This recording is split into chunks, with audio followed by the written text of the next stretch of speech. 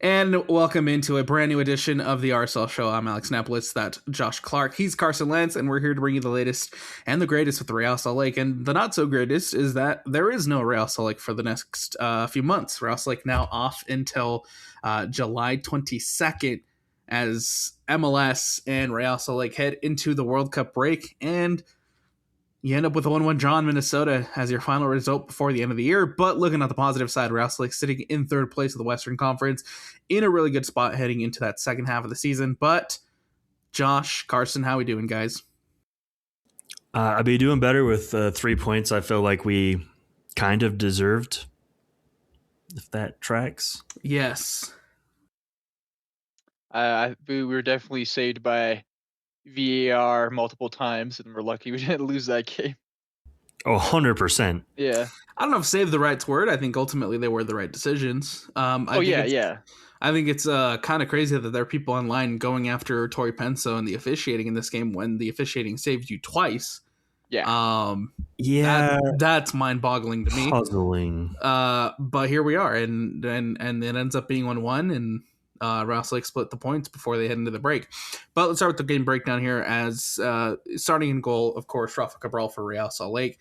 At the right wing back position, Zach Booth, who I thought was absolutely fantastic. I'm ready to jump on the Zach Booth train. I'm ready to see Real Salt Lake permanently keep Zach Booth after the end of the season, since he's on loan from Excelsior in the Netherlands. But at the center back position, DeAndre Edlin, Justin Glad, and Lucas Engel. On the left wing back spot, Sanabria.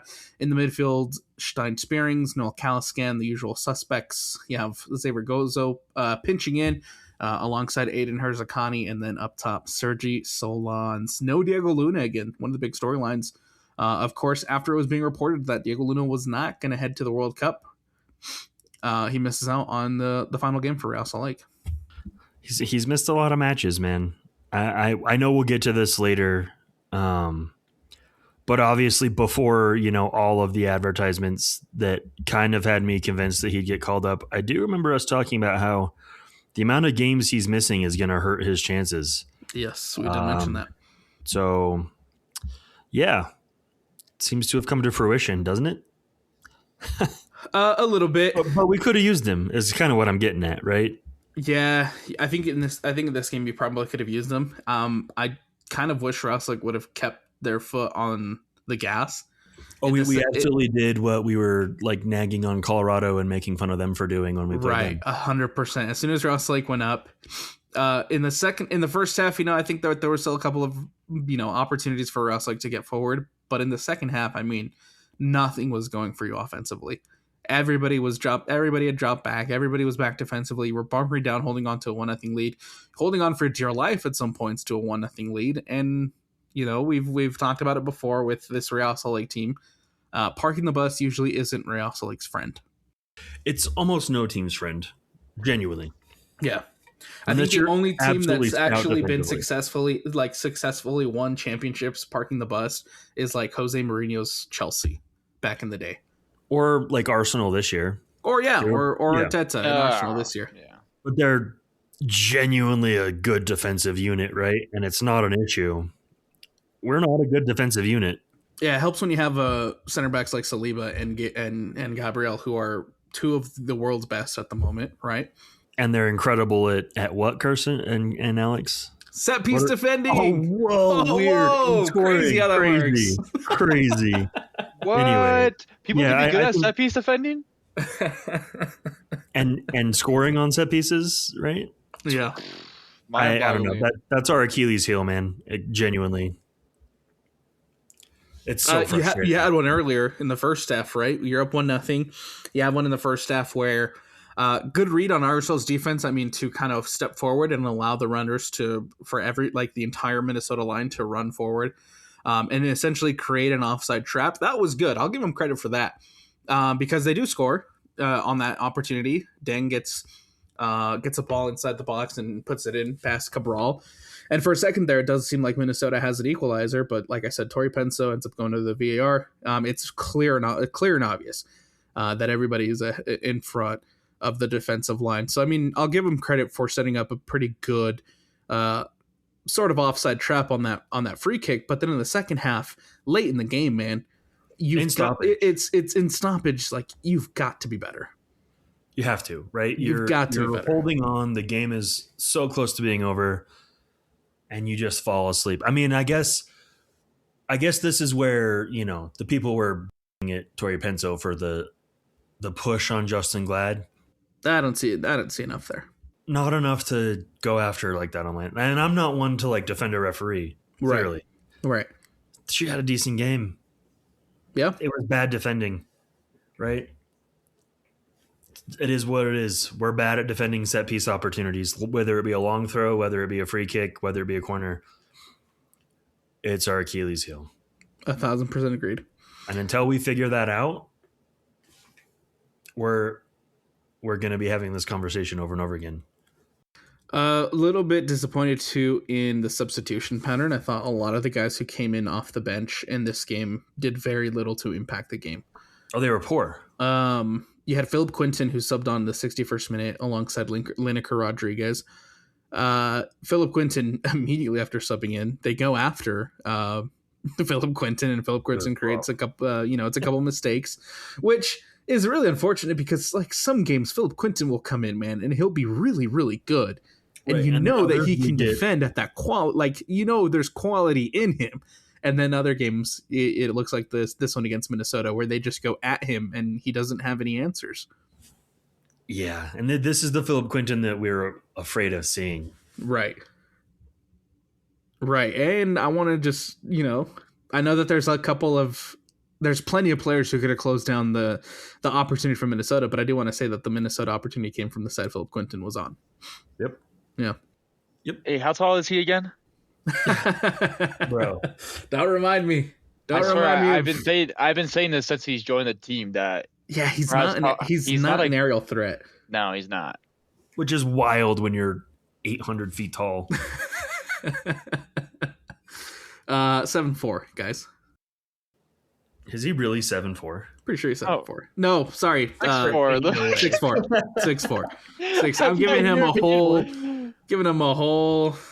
We have freaking Wembyama on our team. Jeez. I know.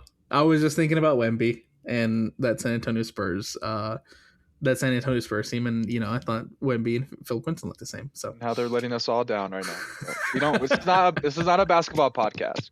6'4". He's 6'4", but he's still not to the point. Like, he's not an aerial threat, which is super unfortunate. 6'4" on the soccer field is 7'4". There you go. Thanks, Josh. Philip Quinton subs in, and Minnesota goes right at him. This isn't a knock to Lineker Rodriguez. I think it's very unfair to him to make any type of judgment on Lineker with the minutes that he had against Minnesota, because, like I said, Real Salt Lake had no interest in attacking. Real Salt Lake had no interest in moving the ball forward. Anytime they tried to get the ball forward, it was immediately won back by Minnesota and put back into the attacking third. He was completely pedestrian.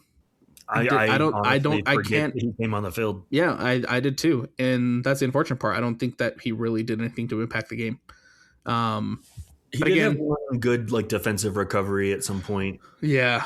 Again, though, I don't think that's a testament to him. I don't think that's a testament to what he's going to bring to Real Salt Lake. I think that's more just Real Salt Lake was bunkering down, and it's just what the situation in the game was, unfortunately. Yep. Victor Olajuni came in and essentially did nothing. Again, pedestrian. Yeah. I feel like that's becoming a common theme for him, and it's starting to stress me out a little bit. Yeah, I think that obviously with Sergi Solanz has been fantastic all season long.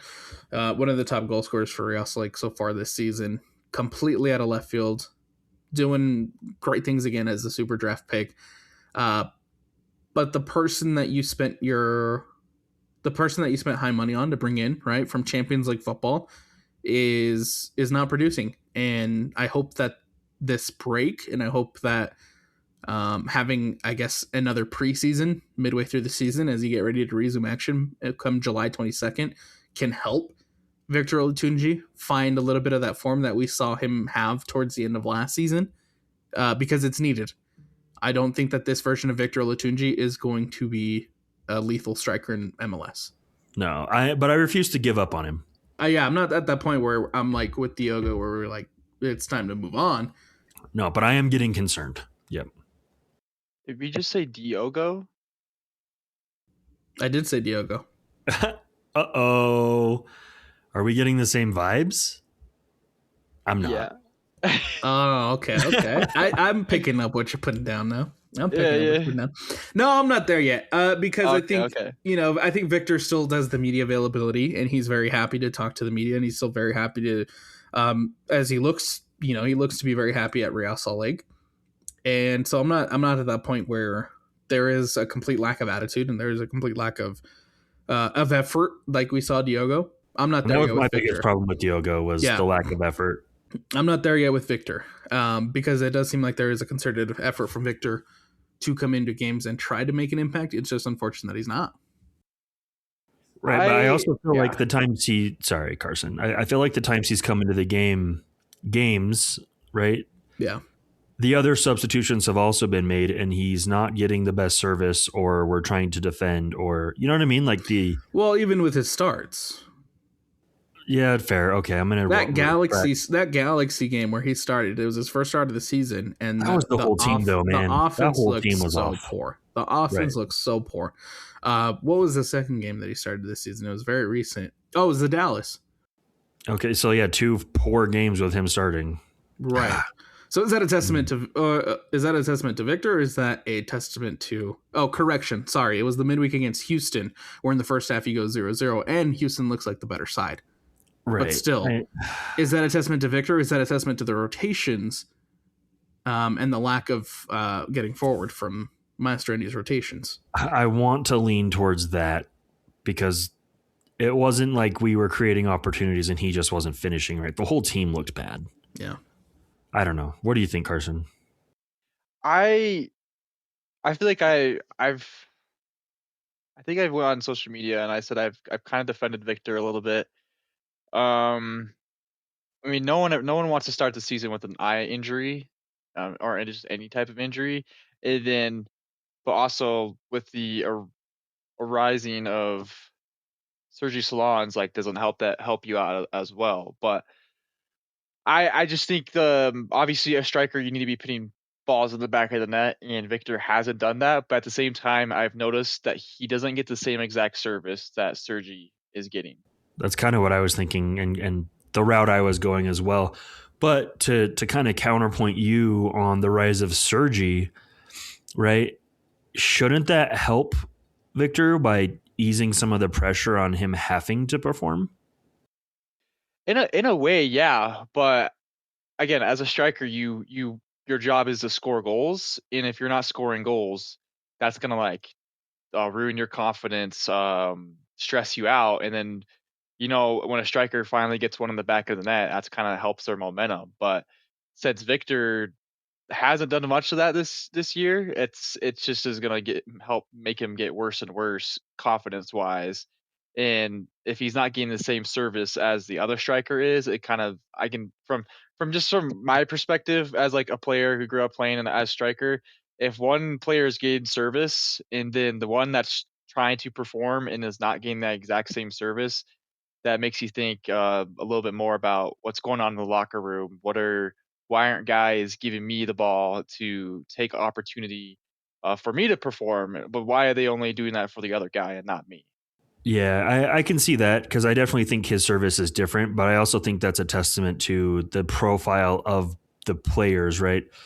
What I mean by that is the profile between him and Sergi. Yes.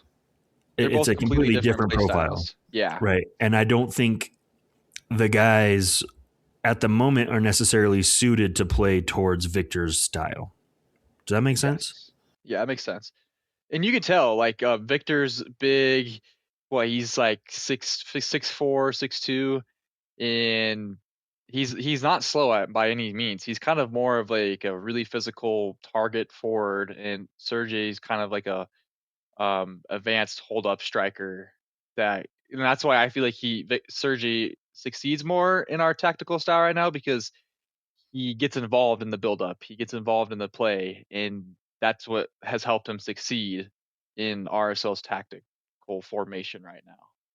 Again, I'm going to be curious to see what Victor looks like in the second half of the season. And I'm curious to see if he's going to be able to get something going, because I think in the second half you need to get something going, especially because you're going to have to lean on that depth and you're going to have to rely on the depth. It's going to be a congested, jam-packed schedule as you return from the World Cup break. Immediately, right, you start with a Wednesday match against LAFC coming back. And that's going to be a huge one. And that's going to be a massive game at LAFC.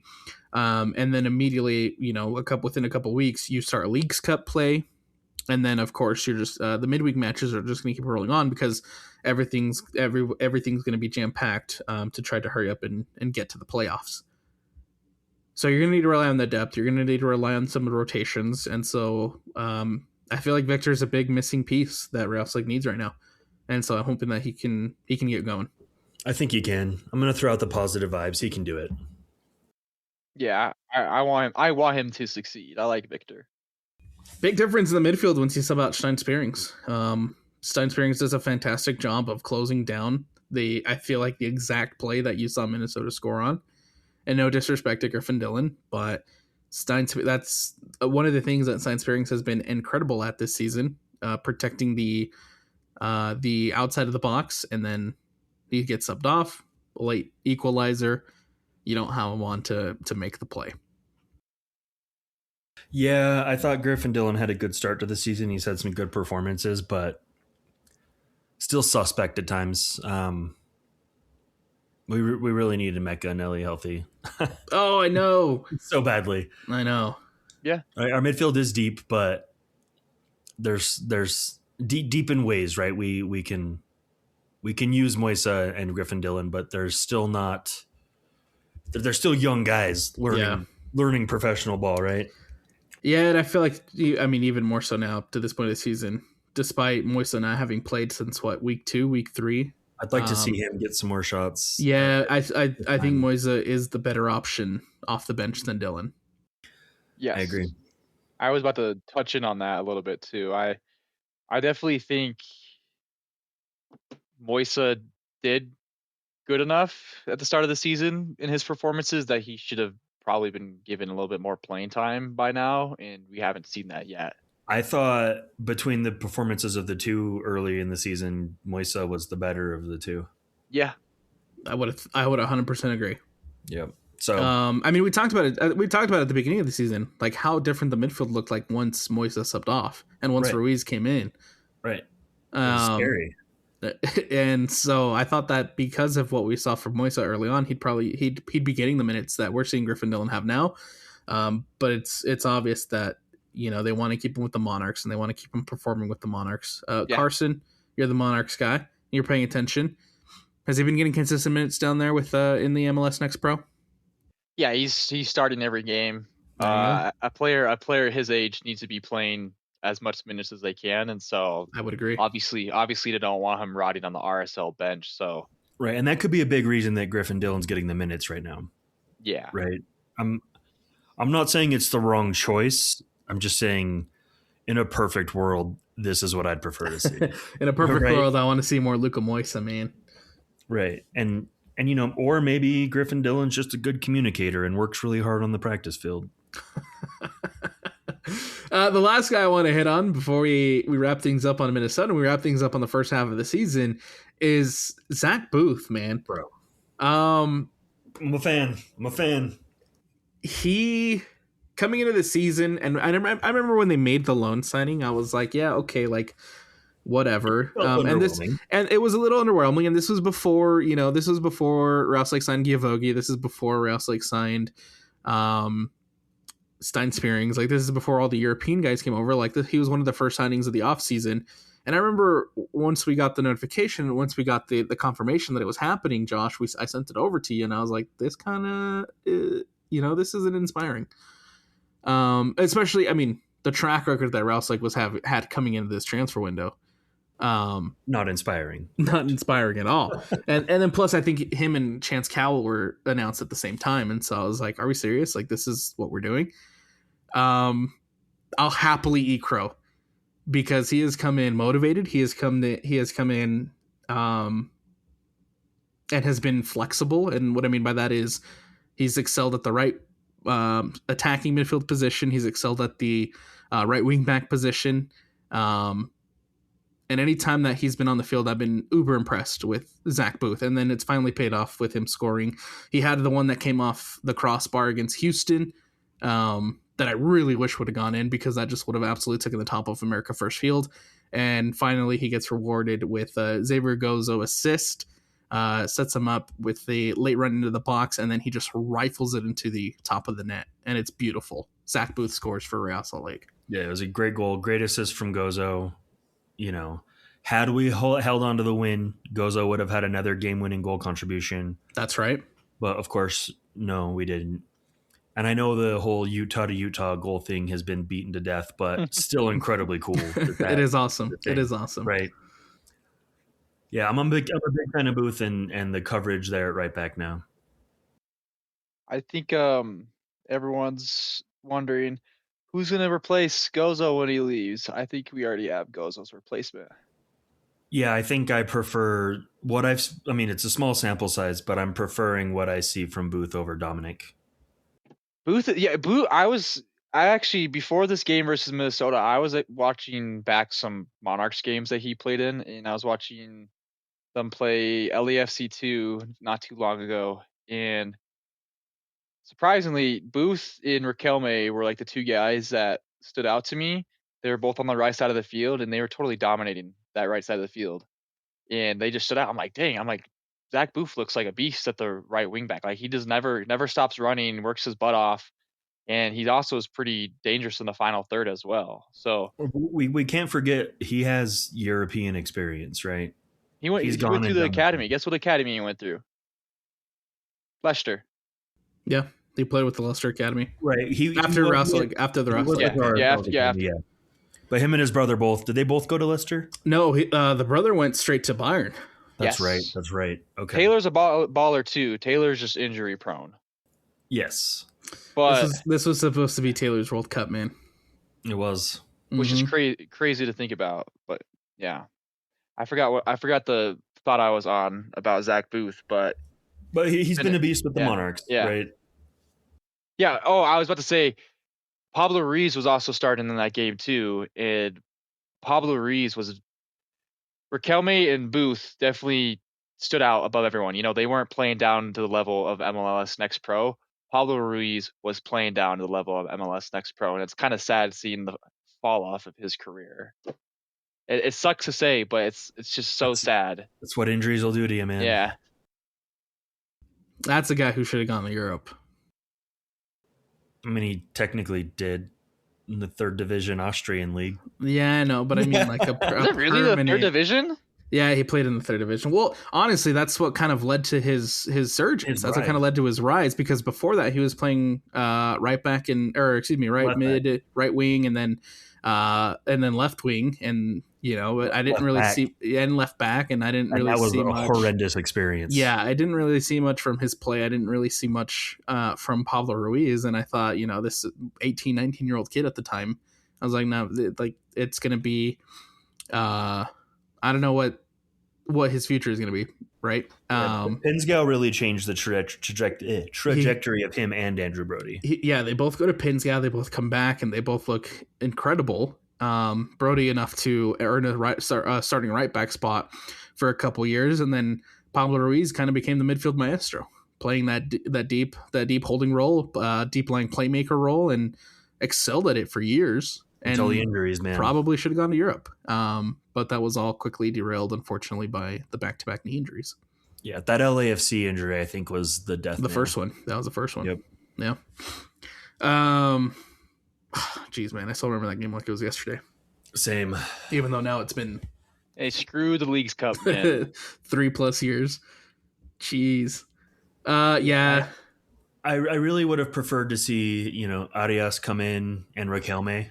I was about to say the only thing more disappointing in this game against Minnesota than not holding on to 3 points was not seeing debuts from Arias and Riquelme, which they were on the table. You subbed out DeAndre Edlin, you subbed out Lucas Engel, but you decided to go with Philip Quinton and Sam Junka, which I mean I get, but just give him a run, man.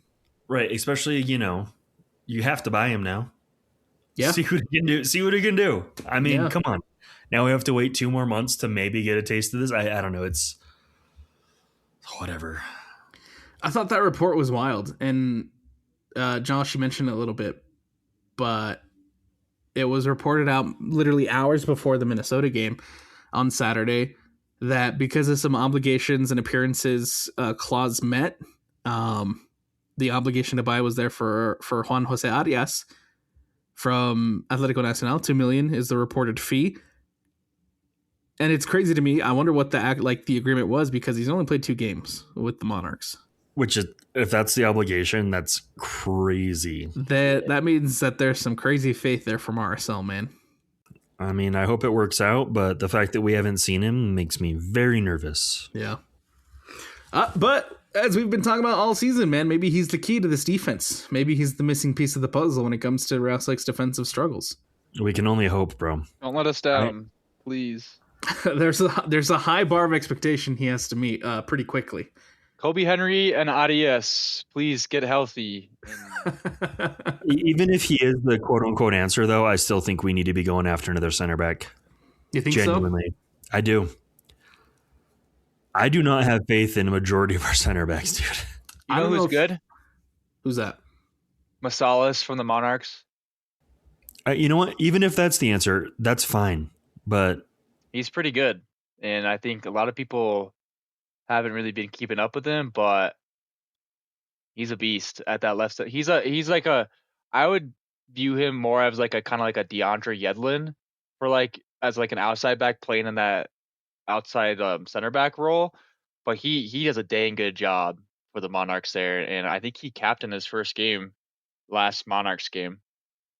And yeah, I've only seen good things from him with the Monarchs. So, and Kobe Henry's been pinning in some shifts too. He's scored a goal the last time around. Yeah, he's been getting a couple runs, and he's finally looking healthy. So hopefully I don't jinx it, and he keeps doing his thing. There's still a couple of really interesting names coming up through the Monarchs, man. And to go back to Carson's point, like maybe the Goza replacement is already here. That's best case. Yeah, looking at guys like Ruben Messias. I know he plays in centrally, like Carson was mentioning, but he's a name that I think everybody's been really excited about for the last couple of years as he's made his way up through the academy. Gio Villa is another one of those names. You know what though, Chance Cowell, from what I've heard and from what I've been told, he's actually doing a really good job at down at the Monarchs level. Despite again me thinking that it was a very lackluster, acquisition. It was lackluster if he was going to be coming in and being a regular. Right. You have Izzy Amparo, who also had a goal in the last game. You have Van Parker, who was named if I remember right, the MLS Next Player of the Week. That dude, stud. Yeah. If you like Sergi Salones, Van Parker plays just like him. But this is best case. I would absolutely love, right, if we became a team that we were constantly bringing up these youth products. Yes. Right. And we were constantly performing. That's the end goal. I remember, Josh, we've had this conversation for a really long time about Real Soleil, and it was finding the good balance, the perfect balance, if you will, on having international key players mixed in with your youngsters that you've brought in through your academy and that you brought up through your ranks. And I think Real Soleil right now is in that perfect spot.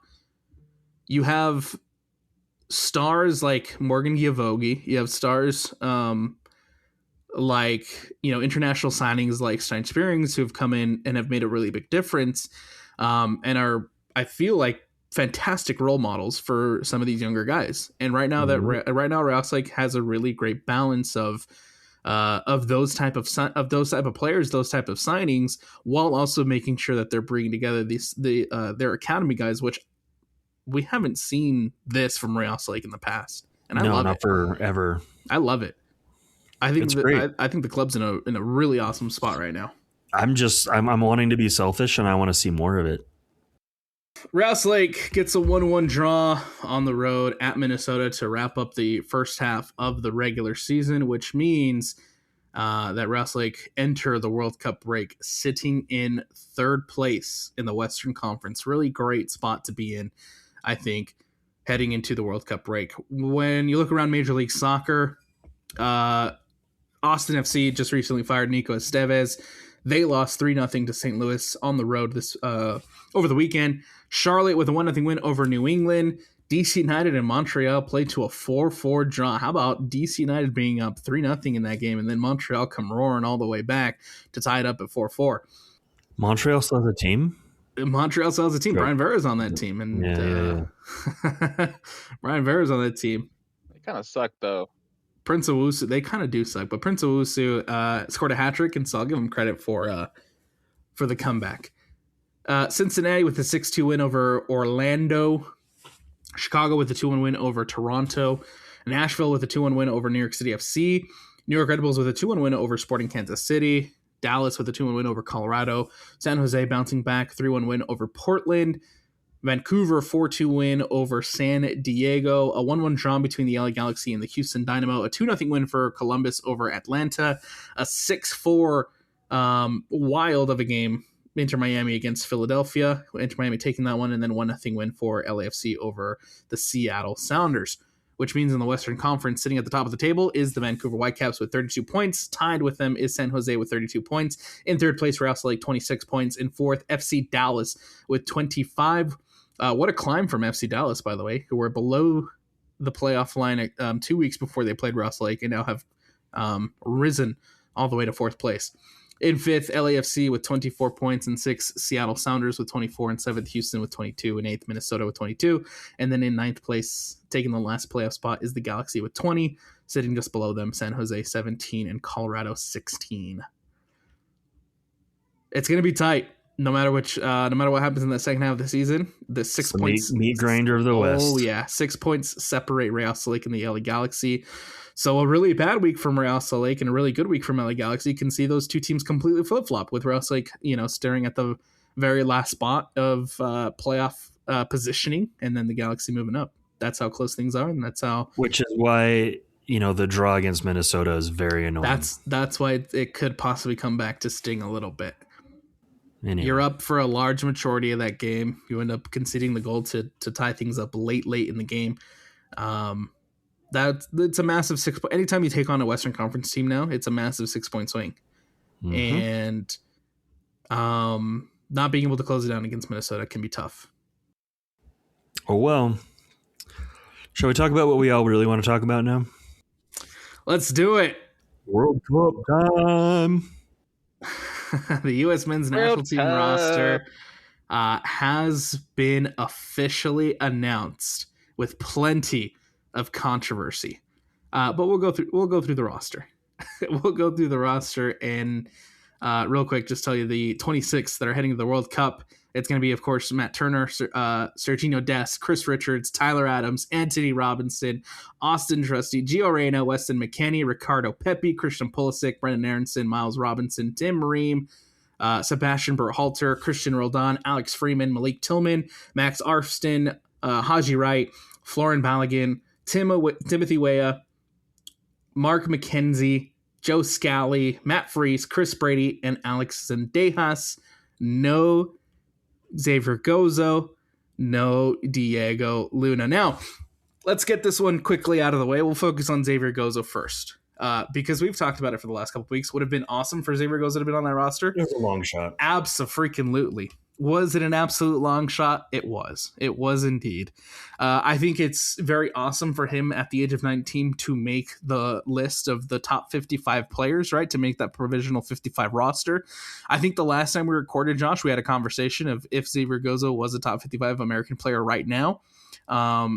We both said yes. Mauricio Pochettino clearly agrees. He's on the 55 provisional.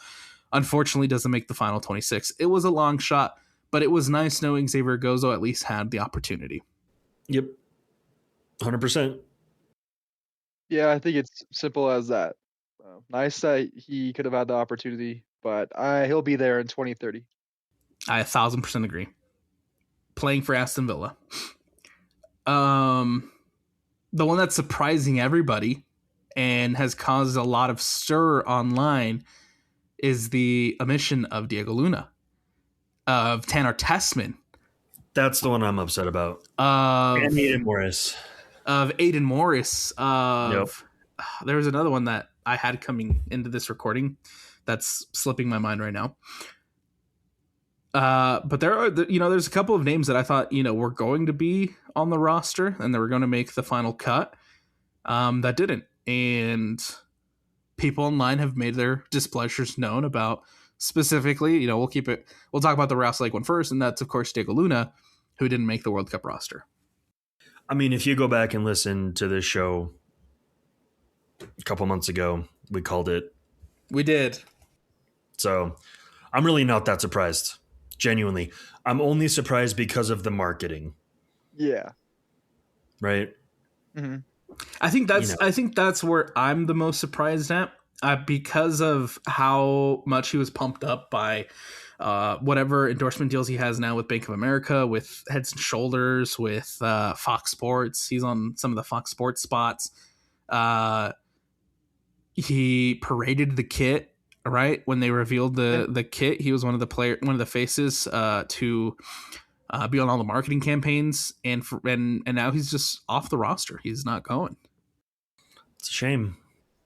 Poster boy didn't make the squad. I feel like I look at it from both perspectives though. A lot of people are saying it was Luna versus Zendejas. I don't really believe that it was. I believe it was Luna versus Reina. And I try to look at it from both sides though, because as a U.S. men's national team fan, I always love having Reina on the squad. He's never lost to Mexico. He has gotten two man of the matches in 2 finals for the United States men's national team. And he did a lot of that while not getting consistent playing time at Dortmund. Okay. And he still performed for the national team. And now he's at Gladbach and he's still not getting consistent playing time. And I have no doubt in my mind that he'll go into the World Cup and perform. But as another thing too is from like a coaching perspective, when for like a national team, if you see one player who's not playing at all, that makes me think, oh, he's not going to be match fitness ready. And you look at Diego Luna and you're like, oh, he's performing, he's match fit, all these things. That's like the ideal player where I'm like, I want to call that guy up. And the thing that makes it worse though is guys like Christian Rondon, Sebastian Berhalter, Tim Ream, obviously they don't play the same position as Luna, but Luna has been performing, I would say, better than Roldan and Tim Ream in the MLS this season, and he still gets excluded from this squad. Roldan being in there blows my mind. And then bringing like Joe Scally, who there's not really a need there, but there's not really a need there. Yeah. Right? He was like the extra guy, like an extra defender, essentially. We had enough guys called up. I don't know. It just... Yeah. The Roldan one, though, that's the one that really irritates me. You're telling me Roldan has had a better season than Tanner Tessman? No, not even Aidan Morris. Aidan Morris helped Middlesbrough get to the championship final. Even Aidan Morris. Yeah, the midfield is... The MLS agenda is actually ridiculous, and the federation's hurting this national team more than they think they are. I think, to go back to, you mentioned Berhalter, but I think Sebastian Berhalter has done enough to earn the spot. Yeah, and that's why I didn't say him. That's why I said Luna's performed better than Ream and Roldan. Yeah. Not Berhalter, because Berhalter's actually I've seen a lot of mixed reviews about Berhalter online, and maybe it's the name, maybe it's the maybe it's leftover.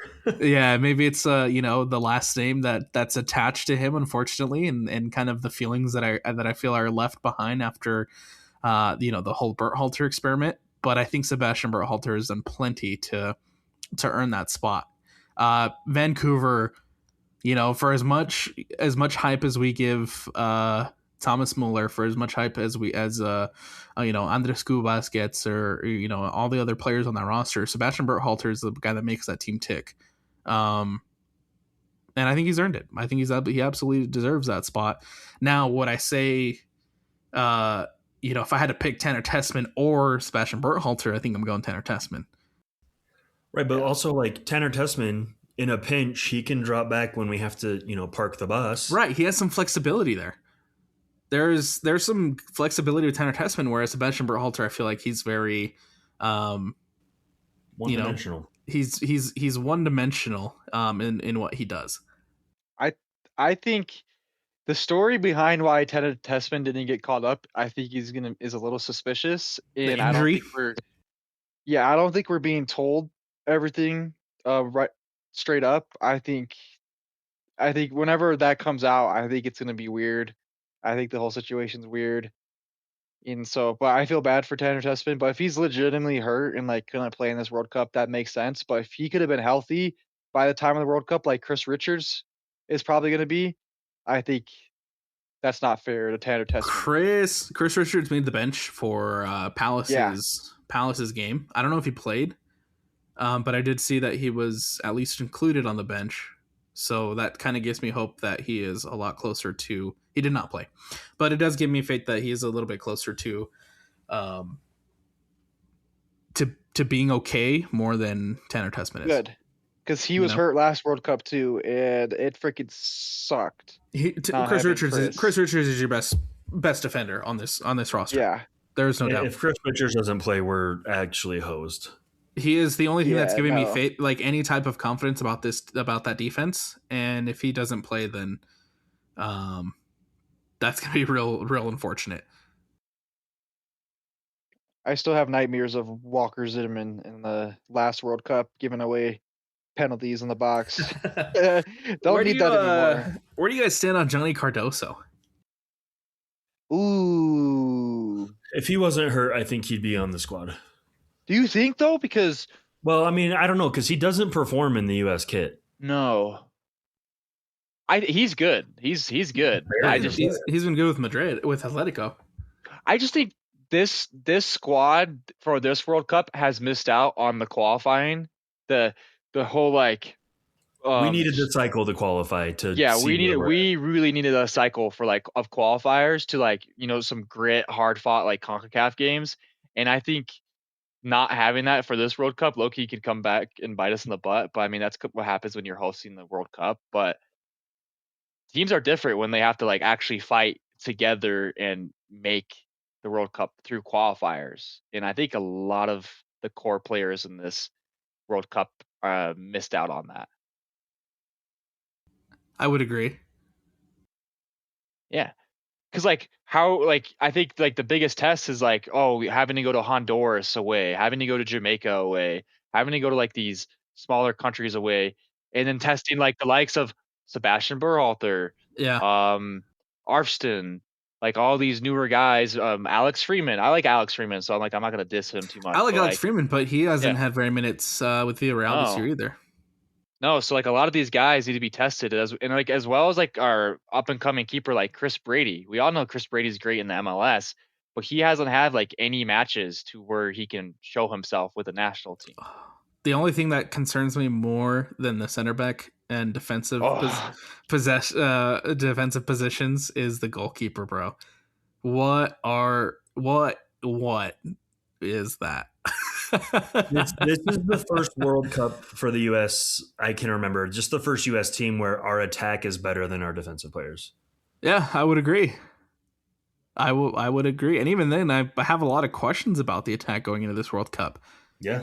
I think that, in my time following the sport and in my time following the national team, this might be one of the weaker rosters that I've seen on a World Cup run for the U.S. men's national team. Generation, Alex. I know, and it's crazy how much. I mean, everyone's talking about how Christian Pulisic's going to come in and he'll be fine, but I have serious concerns about Pulisic and his form. I'm curious if we're even going to get out of the group, bro. No, you have to. It's a very easy group. What's the even risk though? Because like if Poch has already confirmed leaving to go after the World Cup, what's the risk of because Poch has even if I don't make it out of the group and even if I do, I still have a job elsewhere. So he can and it goes back a little bit to not having to work to qualify for this World Cup is that there's no consequences for anything that happens right now for the U.S. men's national team. Right, and this is why I worry about the group. Well, does Poch even have like any like I'm not trying to like be rude or anything, but I think this when it comes down to having a I'm not gonna like I have nothing against Poch, but like having like a passionate American coach, because like what is Poch even like what does he have passionate about to be like what passion does he have towards the national team Driving him? besides being the head coach? Well, he's very passionate about not fielding questions of why he didn't take certain players to the World Cup. Exactly. He's so sus He in was the very media as well. he was very fired up about that. And if you missed that, Mauricio Pochettino. So the question was indirect to Tanner Tessman. They were asking specifically about Tanner Tessman, but he basically shut down the question and responded with, "I'm not talking about any player that I didn't call up because that's disrespectful to the players that are on the roster. And I understand, the human element of it or whatever, but essentially it's bullcrap." And he didn't say crap; he said the other word, but that caused a lot of reaction online. Yeah. So if he's passionate about anything, it's about being shutting down reporters' questions. Yunus Musa is not going to get called up. While What happened to that guy? Apparently Musa burnt a bridge with Poch, and so that's why he's not getting called up. But also, Musa's played more at the club level than Reyna has. Musa would have been an incredible addition to this roster. But he doesn't. I don't think he fits. Like, honestly, I'm not even gonna say it. I think he fits it perfectly. And that's the thing too, guys. Is like we don't even know like what system Poch is gonna use in the World Cup. No, because he hasn't played a consistent system. It's gonna be the three. It's gonna be a 3-back, but like, how confident are you it's gonna be a 3-back? Because he's changed it so many times. Right. Again, part of not having a preseason, right? Or not a preseason, qualifying. We don't know what we're gonna get. And we have a coach that already has a job lined up after the World Cup, right? So how much does he really care? I don't know. The deck is not falling the way it should have for a home World Cup. The deck is not falling the way it should have for the talent in this pool, man. You know who's looking good though? Canada looks good. Who's that? Canada looks good. Oh, we're not. No, Canada does look good though, but we're not talking about Canada. They do look good. And I think eventually we can get to Canada, because we'll still jump on here, and we're going to turn the RSL show into a little bit of a World Cup show as the World Cup goes on, so that way we can make sure that you guys are still listening to our takes, still listening to our breakdowns of specifically the U.S. men's national team, but we'll also dive into some Canada talk and some really fun and interesting storylines across the World Cup, as we don't want to be completely away from this space and completely away from the game as the World Cup's going on. We'll have fun with it, and we'll jump back on here and continue to do some fun content as the World Cup rolls on. But we will get to continue Canada to have terrible takes. Continue to have terrible takes. We'll have some World Cup predictions coming up too here next week before the World Cup actually starts. To wrap up this episode though, and to wrap up this show, I do want to jump into our projected starting 11 for the U.S. men's national team, because I think that this could be a really fun exercise, especially when you look back at the defensive side of the ball for the U.S. men's national team. So we'll start up top with, I think you have a little bit more clarity and you kind of know what you're going to get. And for the sake of the conversation, we're going to utilize the 3 center back look that we anticipate Mauricio Pochettino to have heading into the World Cup. And so I think without a doubt, Flo Balogun is your starter. Balogun. Yep. No, without a doubt. There's no question. No disrespect to Pepe, who I think had a phenomenal season. And Balogun's incredible, man. And no disrespect to Wright. I just don't think Wright, plays the same competition. Not right now. Not right now. He is moving up to the Premier League, Coventry City, with the promotion. Happy for him. But I think Flo Balogun is your guy up top, no matter what. Agreed. Yeah, your two wingers. I think on the left, there's no question it's going to be Christian Pulisic. I mean, if it's not questions, right? And then on the right, on the right side, I'm a little. I think that there's room for conversation for the right side. Mm-hmm. It's going to be Tillman or Reyna. Well, okay, let's bring back another comment that Pochettino made when he announced the roster. Oh What yeah. What is up with this Malik Tillman playing defensive midfield? He said Reyna too. He said Reyna And too. like, what are we talking about? What are we doing? Poch is so unserious, bro. This is pissing me off. Why is your right now? I think heading into this World Cup, your best player is Malik Tillman. Why would you even think about playing him as a defensive midfielder? Because you forgot to call up Tanner Tucker. You think Tillman's the best player? I low key think it might be Tyler Adams or Weston McKennie right now. Probably McKennie. No, I think it's Tillman. No, I think it's Tillman. Again, no disrespect to Adams, who I think has been incredible with Bournemouth. I've really loved what Bournemouth have done this season. No disrespect to Weston McKennie, who I think has also had a really great season. But I think when it comes to your goal scoring, when it comes to getting forward, it's going to be Balogun and it's going to be Tillman that you're going to have to rely heavily upon, because I just don't have the faith in Christian Pulisic right now. Do you think Pulisic gets benched at all in any of the games? No. He's your captain, man. No, he's not. Not when Tyler Adams is around. Okay. Quote unquote captain. Captain America. Yeah, there you go. There you go. I think if he has a poor game, right? If the first game does not go well for him, I could see him starting on the bench. He's going to be arrested. He's going to come off the bench for at least one of the games. Well, it depends how it goes. If you're heading to that third game and you're on the fence, you're on the fence of elimination, then that's a completely different conversation. I could see it happening though. If you head into the third game and you look like you're going to be comfortably in, I could see potentially maybe Pulisic not playing. I hope he plays as much as he can, man. I'm so sad he's had like the season he has, but like I'll never not like Christian Pulisic unless he like pulls some like Gio Reyna shiz in this World Cup and like dips out mid camp. I love AC Milan, bro, but I'm convinced AC Milan was on a mission to ruin the U.S. men's national team best players. Yeah, I don't know what the frick Allegri was doing. And on top of that, I'll throw the Mexican players too, because Santi Jimenez has had a horrible season. Yeah, I don't. They were panic buying player after player. Allegri was doing anything he could, but they were playing freaking Pulisic and Leao at striker, and when they had Fulkrug, I think they have Nkuku and they have Jimenez all on the bench, but literally none of them could find the back of the net at any point during the season. I wouldn't be surprised if Jimenez doesn't make the Mexico roster. No, honestly. Yeah, he's the CONCACAF players playing at Milan have been, I think, disappointing. Milan's just been crap this season, though. So, yeah. Moving back to the midfield, the two that I think are going to be holding is going to be Tyler Adams, Weston McKennie. There's no question there. Yeah, but I would much rather see McKennie have a freer role. I know it's not going to happen, but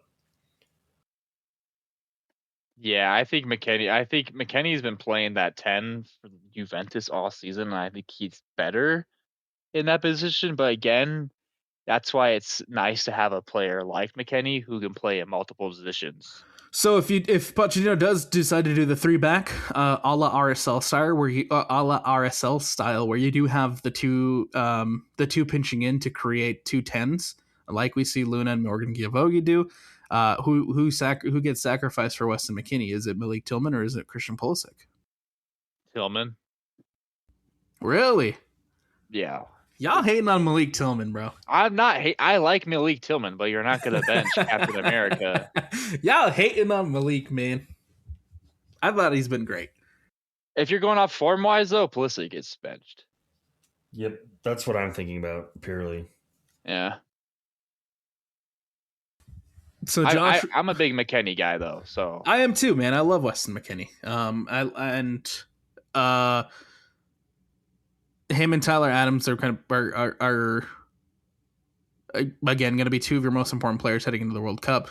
I think those two holding would be a good partnership, but I also do like what I've seen from him at the 10 at UA this season. We're like the thing that scares me about this team though in this World Cup is we're like a Tyler Adams injury red card away from just being complete dog crap. You know what though, with his track record, you knock on some wood, man.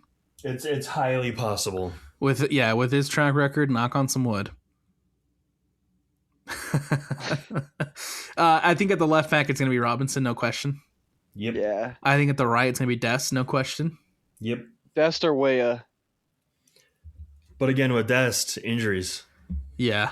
The thing is, Dest is probably going to start, but then I can totally see Poch being like, you know what, screw you, Balogun, we're throwing Weah up top. Well, I mean, Rain that's the thing. Rain and Malik Tillman have said they're going to play defensive midfield roles. So that's the thing. We don't know what the heck Poch is going to do. Maybe Rain is going to play goalkeeper too. I don't know. There you go. That's a good one. At center back, it's Chris Richards, of course. No question there. Mark McKenzie. Left center back. Is it Tim Ream? Better not be. He better be a veteran off the bench piece. He better not be freaking starting. If Tim Ream is starting, man, I think that immediately all hope goes out the window. And our defense looks good on paper, but then you like we got Trusty. We got Trusty, Richards, McKenzie. I'd rather have Austin Trusty over. Okay, yeah. Over Tim Ream. Yeah. Do you not like McKenzie that much? No. I'm saying over Tim Ream. Okay, Mark McKenzie's fantastic. But then we have Miles Robinson too. And how do you guys feel about Miles Robinson? No, he's fine. I think he's a dead piece. I think he's fine too. I've never had anything wrong with Miles Robinson.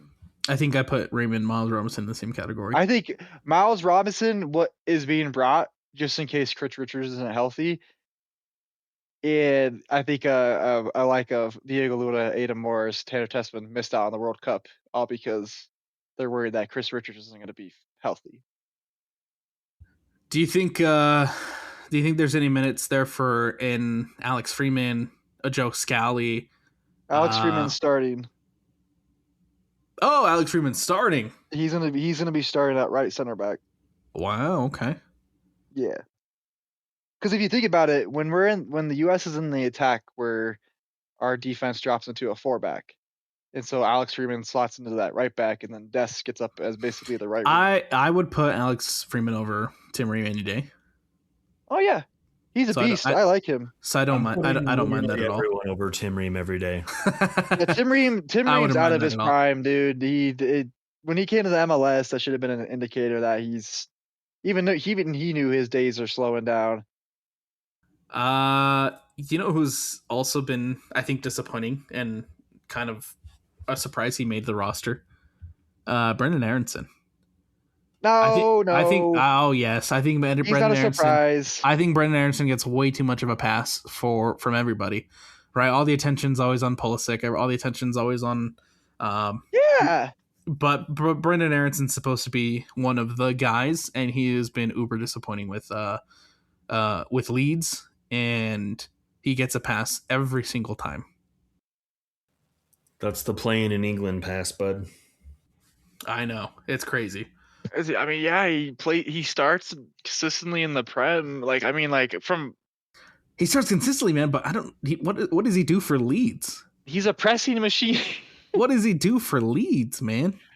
Honestly, people should be getting mad that he got called up over. People are getting mad at Reyna, but people should be getting mad at exactly. That's what I'm saying. That's what I'm saying. Brendan Aronson gets a pass more often than not.